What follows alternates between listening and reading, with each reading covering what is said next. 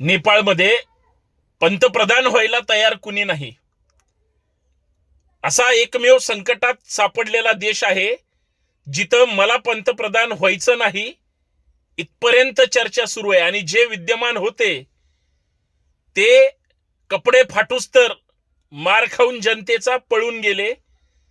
जनतेच्या मनाविरुद्ध, देशाच्या हिताचं काम न करता फक्त भ्रष्टाचारात आणि हुकुमशाहीत गुरफटलेलं सरकार कसं पायदळीत उडवलं जाऊ शकतं हे नेपाळला जाऊन विचारा.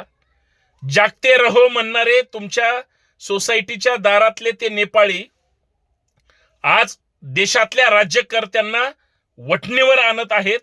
ही गोष्ट सामान्य नाही. एकदा विचार करा, लोकांच्या मनातला राग क्रांतीच्या दिशेने जर रस्त्यावर आला तर काय घडू शकतं हे फक्त नेपाळ मधले काही व्हिडिओ आणि फोटो पाहूनच लक्षात घ्या. फक्त त्याचा बोध तुम्ही घ्या राज्यकर्त्यांनो.